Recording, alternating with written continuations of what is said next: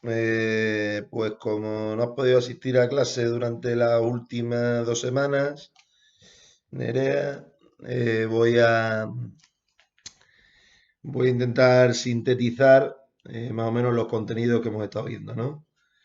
Yo no sé si recuerdas, digamos, las primeras clases, ¿no? Dijimos que durante este tema lo que íbamos a hacer fundamentalmente es analizar el sistema del antiguo régimen, ¿no? Que era el sistema económico, político, social, cultural, predominante en Europa, pues entre los siglos XVI y hasta finales del XVIII, principios del XIX, donde una serie de procesos revolucionarios que estudiaremos en el siguiente tema le pondrán fin a este antiguo régimen, ¿no?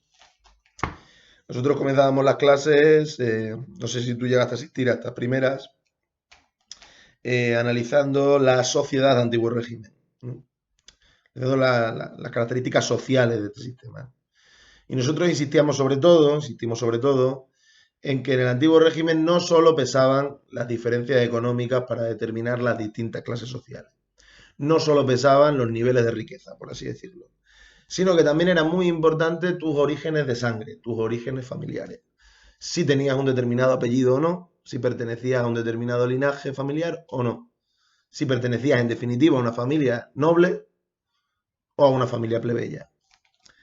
El ser noble, el tener sangre noble, el venir de una familia noble, lo que implicaba principalmente es contar con privilegios. ¿Privilegios ante qué? Privilegios ante la ley. ¿Eh? En contraste con las sociedades actuales, en las que hay desigualdades importantes, profundas, pero todos tenemos la misma ley, en el antiguo régimen existía una discriminación de carácter jurídico que hacía que los nobles pues, tuvieran privilegios como cuáles, ¿no? Pues como por ejemplo no pagar impuestos, como monopolizar los cargos políticos y militares, ¿vale? Que solo podían acceder ellos, vaya. O como ser juzgado con unas leyes más livianas en caso de cometer un delito y de ser procesado, ¿no? Por ejemplo, no ser sometido a tortura. Este conjunto de realidades conformarían los privilegios jurídicos que poseían los nobles, ¿no? Gente que procedía de una familia noble. Que el resto no los tenía, el resto de grupos sociales no los tenía. Nosotros también entramos a analizar cada una de los grupos sociales del antiguo régimen. ¿Eh? Dijimos que por un lado había unos grupos privilegiados que eran la nobleza y también el clero, los miembros de la iglesia dedicados a una función religiosa, cuya riqueza dependía fundamentalmente de controlar la tierra, de dominar la tierra, principal bien económico de esta sociedad. Estamos hablando de sociedades agrícolas, sociedades preindustriales, ¿vale? Y que procedían también de cobrar los llamados derechos señoriales a los campesinos, ¿no? Los derechos señoriales son un concepto importante de este tema, ¿no? Los derechos señoriales eran todas aquellas obligaciones que tenían los campesinos con respecto a sus señores, la nobleza y la iglesia. Consistían, por ejemplo, en tener que entregar al noble una parte de la cosecha, o entregar ganado, o entregar dinero, o realizar prestaciones en trabajo, que se llaman corveas, y que consistían en trabajar gratis determinados días al año en las tierras del Señor, ¿no? Además, los nobles tenían un patrimonio, poseían unas propiedades que generalmente estaban vinculadas.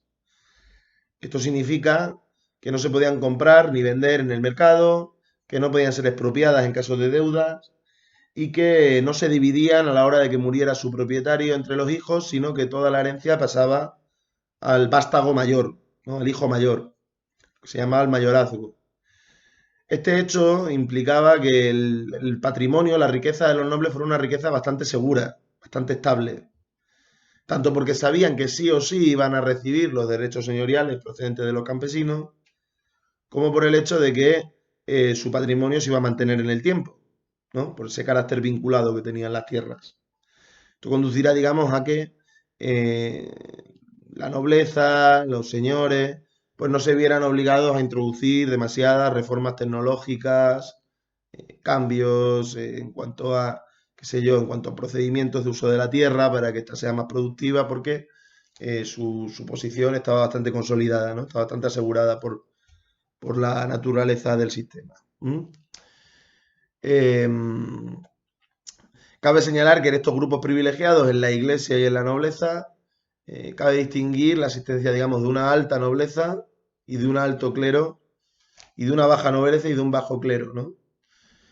La baja nobleza y el bajo clero podía llegar a tener unas condiciones de vida relativamente humildes, aunque mantendría los privilegios, porque en esta sociedad no solo pesan las diferencias de riqueza. Es decir, si uno era un noble que se había arruinado, mantendría, por ejemplo, su privilegio de no pagar impuestos. Si uno era una persona que venía del pueblo llano, que no tenía sangre noble, pero se había enriquecido, carecería de privilegios, ¿no? Nosotros dijimos que, por ejemplo, en España había un sector importante de nobles arruinados, pero que se les seguía reconociendo su condición de noble. ¿Ves? Si te fijas, hay un contraste importante con la sociedad actual, donde lo único que pesa, lo único que cuenta es, por así decirlo, el dinero que tienes o las propiedades que tienes, ¿no? El patrimonio que tienes, la riqueza. También apuntamos, y es interesante anotarlo, que hubo sectores del bajo clero, del clero rural, que por sus condiciones de vida cercanas al campesinado llegaron a adoptar una posición crítica con el antiguo régimen y llegaron, por ejemplo, a participar en revueltas populares protagonizadas por los campesinos, ¿no? Estuve pusiendo el ejemplo de John Ball, que fue, digamos, un dirigente de una gran revuelta campesina en Inglaterra y que era un cura rural, era una persona que pertenecía al bajo clero, ¿vale? Después de analizar la sociedad, estuvimos analizando la economía del antiguo régimen y básicamente en lo que insistimos más es que se trataba de una economía de carácter agrario, ¿no? El 80% de la población más o menos pues vivía de la agricultura y de la ganadería, ¿no? Es una agricultura trabajada con métodos tradicionales, una agricultura con una productividad bastante escasa y que estaba recorrida por dos realidades, la de los derechos señoriales que ya la hemos citado y la existencia de otro elemento que en este caso beneficiaba a los campesinos y que era el de los bienes comunales, ¿no? Los bienes comunales eran todas aquellas tierras, bosques, molinos en un momento dado que pertenecían al conjunto de los campesinos, que eran propiedad colectiva. Eran ante todo una conquista de las luchas protagonizadas por los campesinos, lo que hemos estado hablando hoy en clase, ¿vale? Los derechos señoriales perjudicaban al campesinado, pero el campesinado también había logrado algunas conquistas que se traducían especialmente en la existencia de estos bienes comunales, bienes colectivos de los campesinos, de toda la comunidad, ¿vale?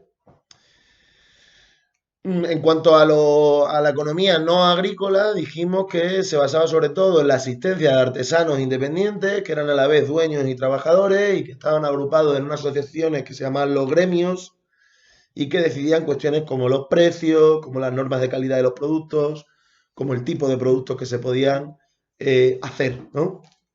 Por ejemplo, si nosotros nos vamos a un gremio de sastres, ¿no? Pues decidirían el precio que tenían que tener las camisas o los pantalones que hicieran, las normas de calidad, los modelos. No podía hacer cada artesano lo que le diera la gana, tenía que someterse a la autoridad de su gremio, ¿no? Esa especie de asociación llamada gremio. Posteriormente nosotros estuvimos hablando de cuál era el sistema político del antiguo régimen y nosotros dijimos que en este sistema influía mucho una teoría que era la teoría del absolutismo.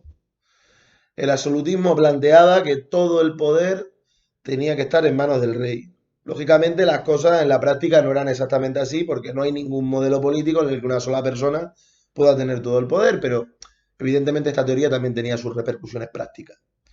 Generalmente el absolutismo se justificaba defendiendo que esta era la voluntad de Dios, ¿no? Que el rey era rey porque Dios lo quería así. Es un ejemplo más de tantos de cómo la iglesia en esta época pues servía para legitimar el sistema, ¿no? Para darle estabilidad al sistema. Bueno, entonces digamos que a nivel político la característica fundamental del antiguo régimen era ese absolutismo, una concentración del poder en manos del rey. Y lo que vamos a ver es cómo a medida que avanza el antiguo régimen en el tiempo, ¿no? Siglo XVII, siglo XVIII, el peso de los aparatos del Estado va a aumentar, ¿no? Otras cosas, eso se va a traducir en que los ejércitos van a tender a convertirse en ejércitos permanentes, en ejércitos profesionales, ¿no? Integrados por soldados profesionales. Antes los ejércitos se creaban y se disolvían cuando había guerras y estaban compuestos, digamos, por las huestes de un noble, simplemente, ¿no? Ahora ya se va a aumentar la recaudación de impuestos por parte del Estado y esto va a permitir, entre otras cosas, pues que se creen ejércitos permanentes, ¿no? Compuestos por soldados profesionales. Una consecuencia importante de ese desarrollo del Estado que se va a producir durante el antiguo régimen es que las funciones a las que tradicionalmente estuvo vinculada la nobleza, por ejemplo las funciones de gobierno, ¿no? Funciones militares, las va a ir abandonando, ¿no? De esta forma los nobles se van a tender a convertir en una suerte de clase parásita que no cumple ninguna función y que a pesar de ello pues cuenta con privilegios ante la ley, cuenta con un nivel de riqueza importante, ¿no? Y eso evidentemente va a incidir en un cuestionamiento muy serio de la nobleza. Respecto a otros aspectos del antiguo régimen, nosotros también señalamos cómo en esta época surge un nuevo grupo social llamado burguesía, que se va a caracterizar por tener un nivel de riqueza importante, procedente sobre todo del comercio o de las primeras actividades industriales y manufactureras, porque la tierra estaba controlada más bien por la nobleza, pero que a pesar de su nivel de riqueza importante carecerá de privilegios.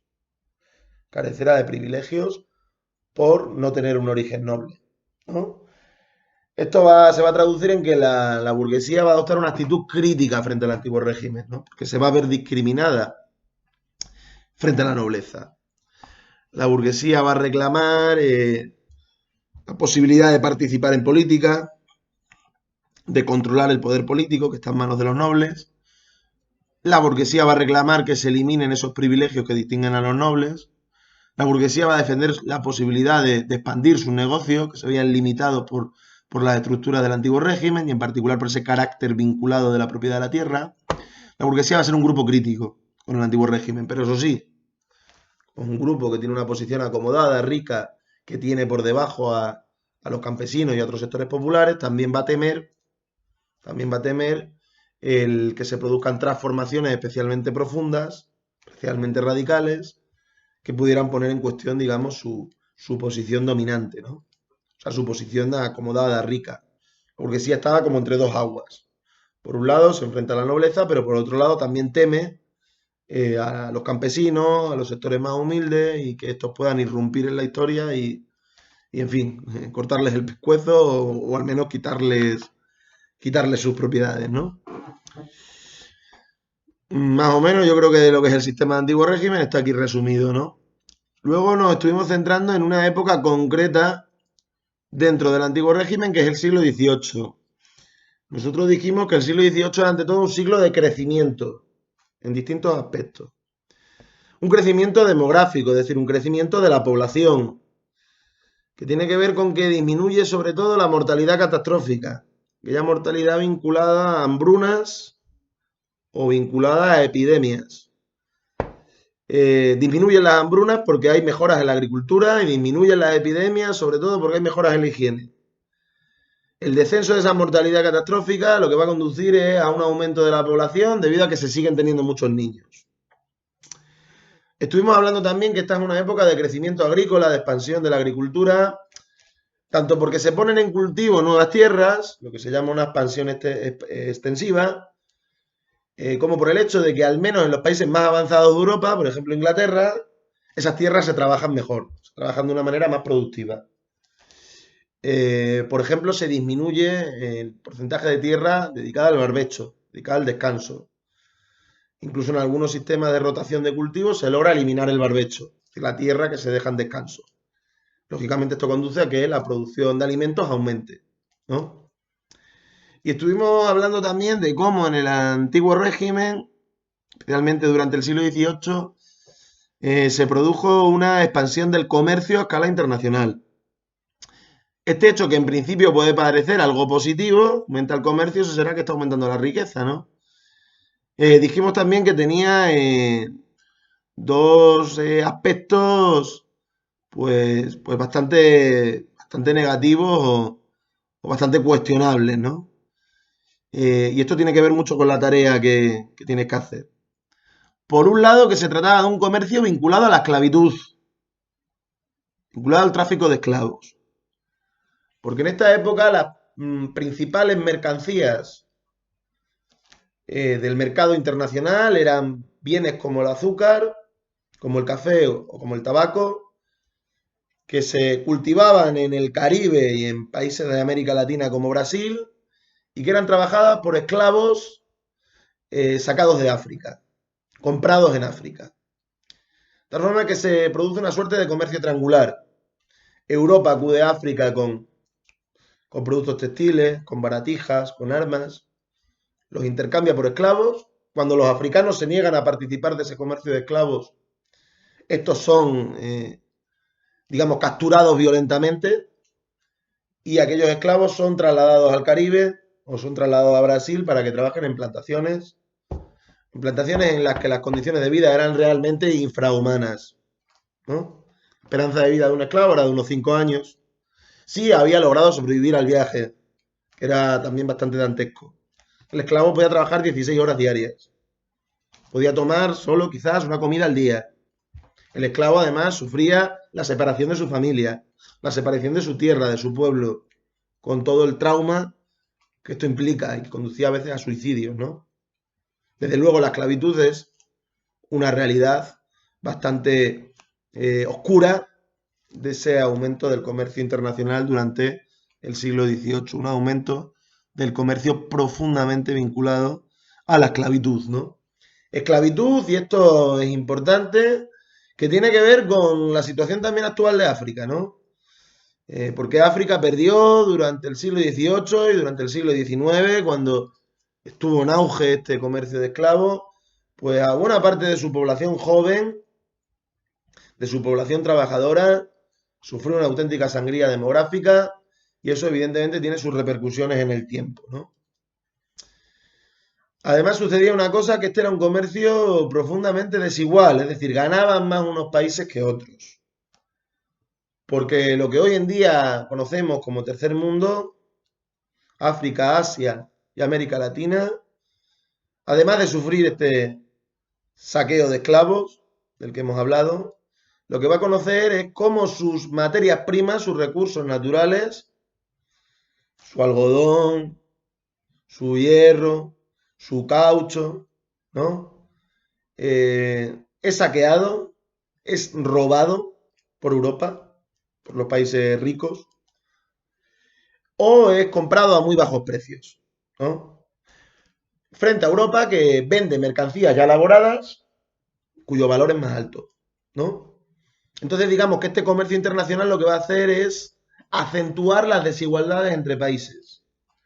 La actual diferencia entre un mundo desarrollado y un mundo subdesarrollado, también conocido como tercer mundo, pues tiene en buena medida su origen en el comercio internacional del siglo XVIII.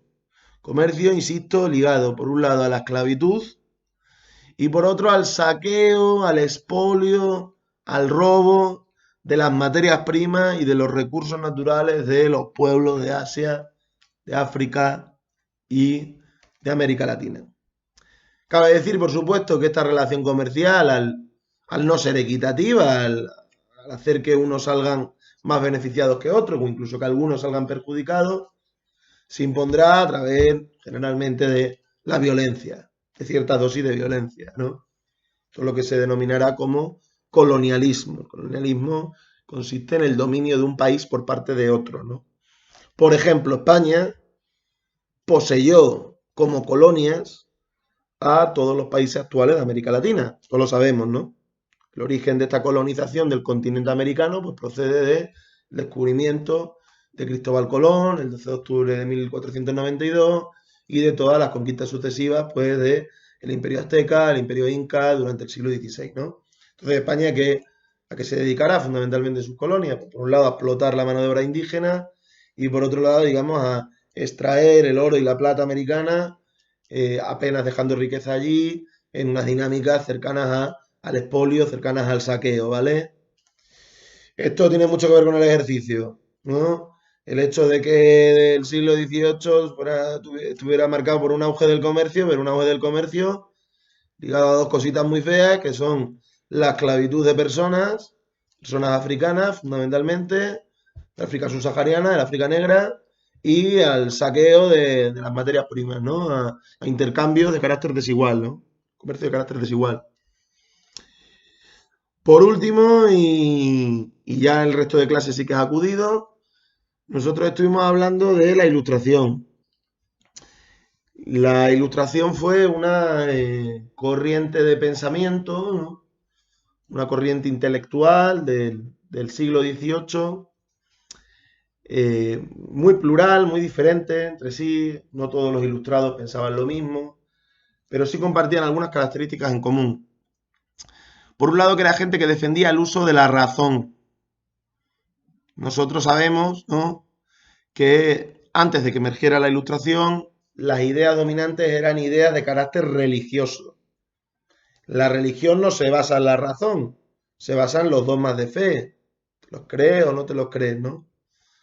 Frente a esta forma de pensamiento, frente a la forma de pensamiento religioso, los ilustrados van a defender el uso de la razón.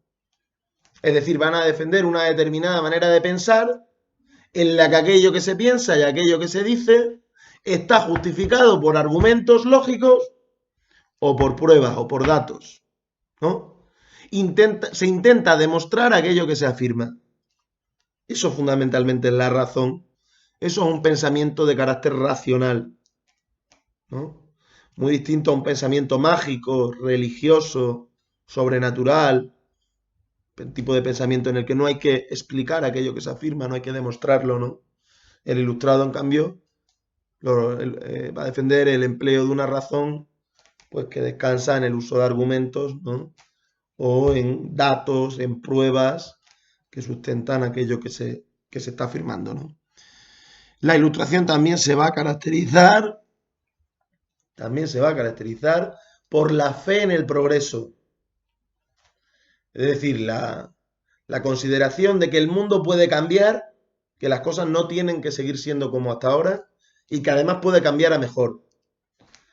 Antes de la Ilustración nos encontrábamos sobre todo con sociedades conservadoras, con sociedades poco amigas del cambio, con sociedades que, al menos en lo que se refiere, por ejemplo, a la Iglesia, entendían que las aspiraciones de transformar el mundo a mejor se iban a estrellar contra un muro, porque el mundo era un valle de lágrimas y la sociedad justa solo se podía alcanzar en los cielos, más allá de este mundo.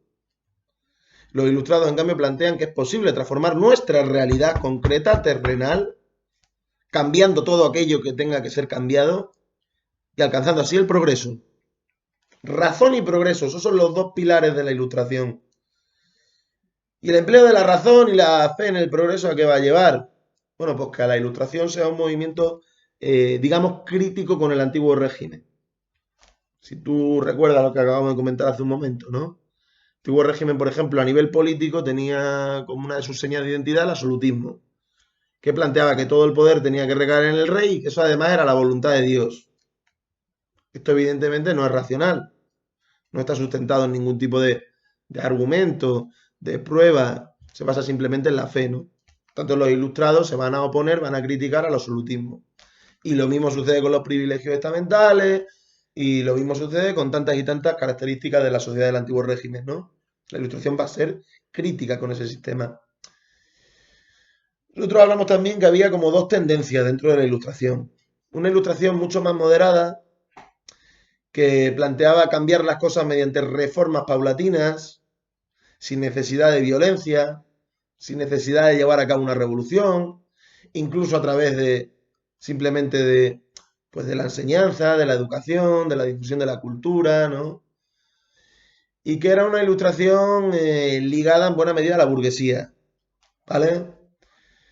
Pero nosotros dijimos también que había otra corriente de la ilustración, era la llamada ilustración radical, cuyos objetivos de transformación van a ser mucho más profundos. Para empezar, van a afirmar que es necesario un cambio de carácter revolucionario, que ponga patas arriba el mundo. Los ilustrados radicales además van a defender generalmente eh, tres cuestiones. Por un lado, un modelo político democrático, es decir, un modelo político en el que las decisiones las tome el pueblo, la mayoría. Por otro lado, los ilustrados radicales van a defender una sociedad con ciertos niveles de igualdad social. No solo de igualdad ante la ley, sino también de que las diferencias entre ricos y pobres no sean especialmente elevadas. Entre otras cosas porque en esta época se pensaba generalmente que la democracia no era un sistema político viable si existían grandes desigualdades.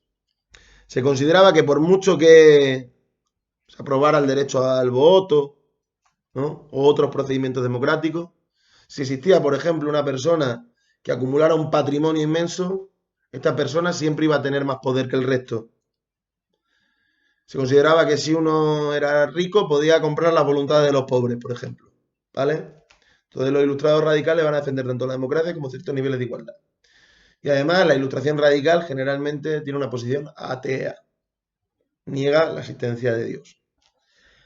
Desde luego me dejo muchas cosas en el tintero porque estoy resumiendo en 25 minutos lo que han sido clases de, no sé, 4 o 5 horas de clase. Pero creo que por lo menos lo fundamental que hemos estado viendo, pues lo puedes tener en este vídeo. Venga, un saludo.